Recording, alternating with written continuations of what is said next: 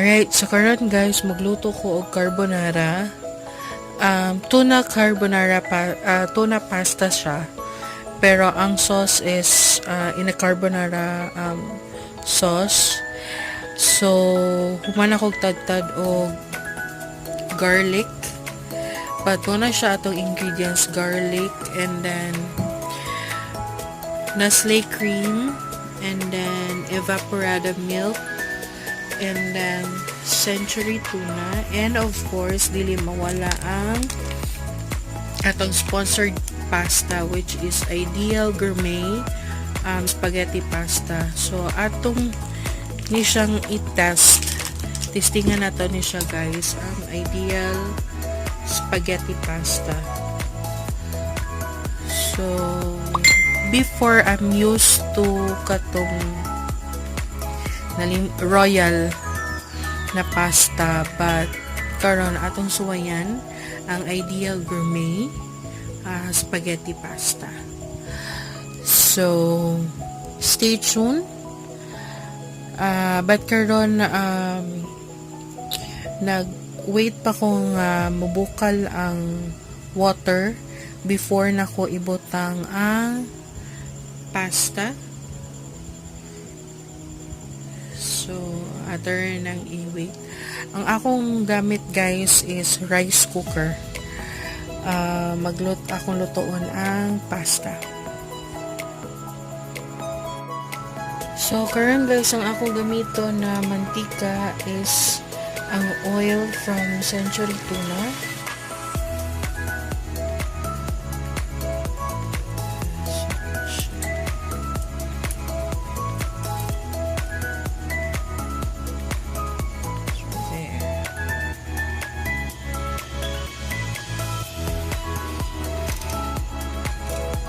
So, hoto na nato siyang at least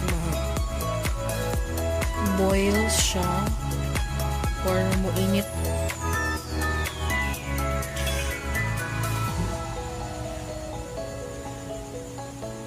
So, na akong i-ring si Esther.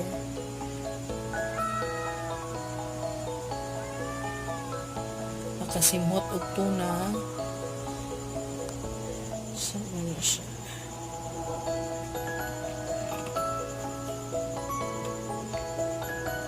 Nagluto ko actually og tuna pasta kay requested sa akong baby, and actually birthday po niya.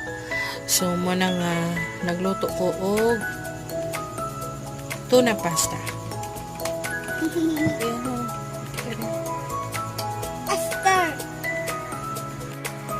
So na, as you can see guys, na siya, start na siya nga magulo-kulo. So next is atong ibutang na ang garlic.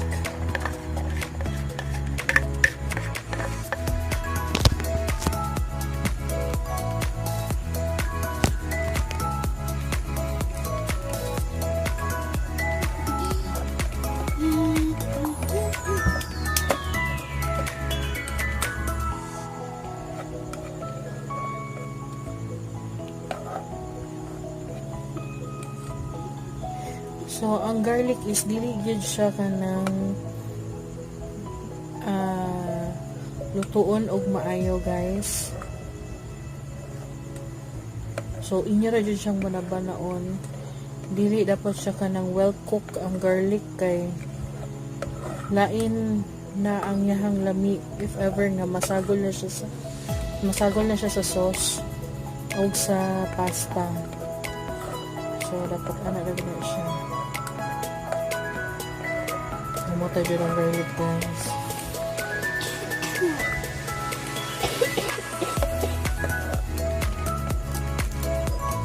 Ano siya?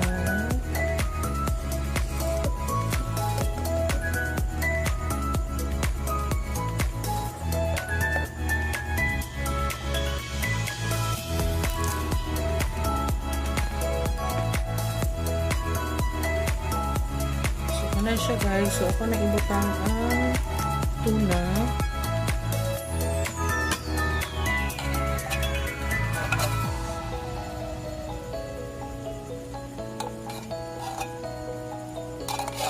Tanaw ko makitaan mo.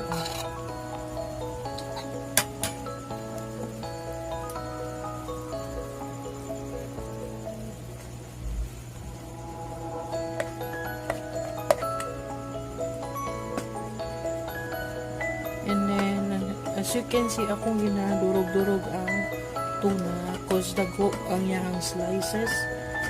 So, ako siyang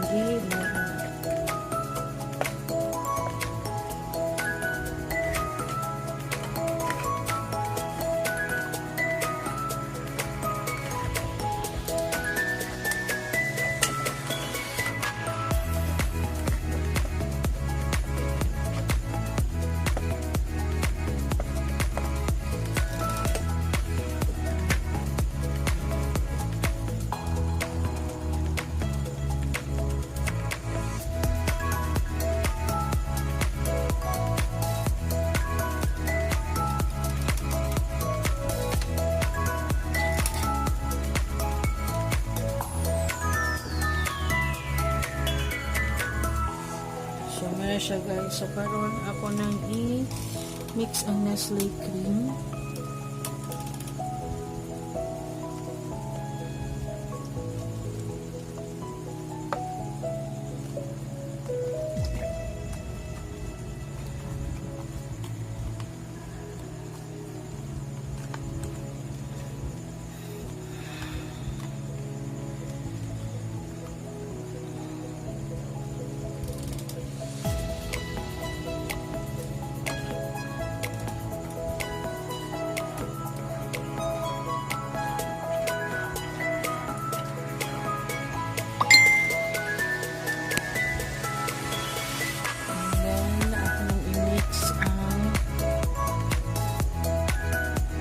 Evaporada.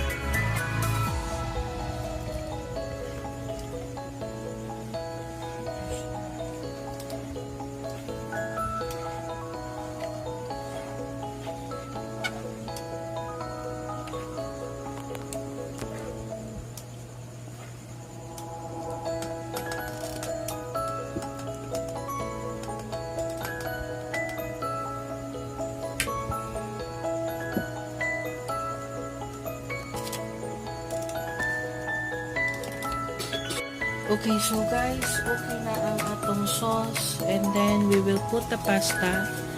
Ito na siyang isabol. Hinay-hinay.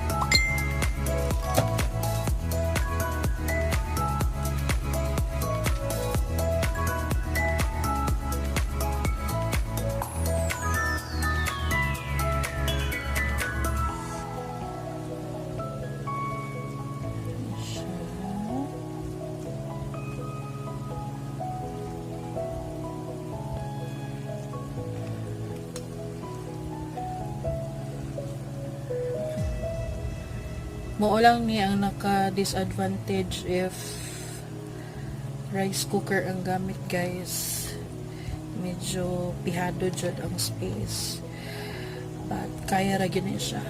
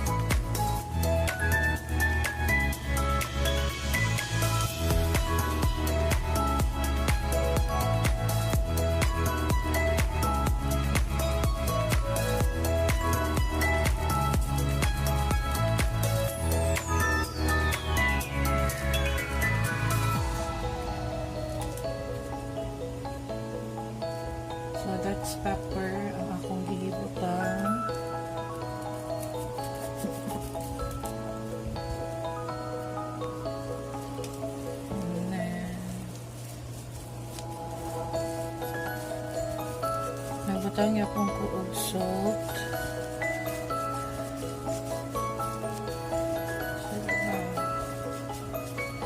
Ano man na dito guys.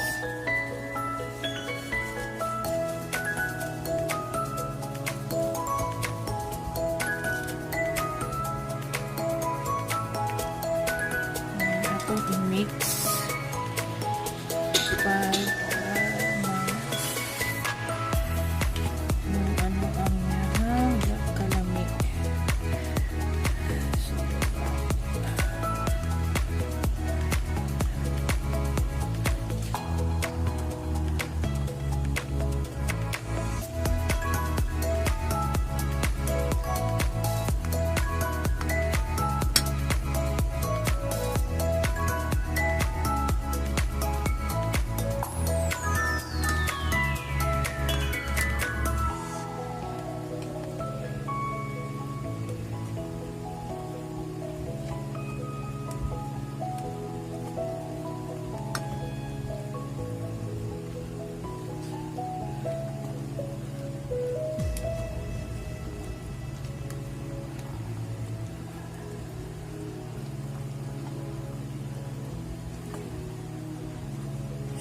So guys, and then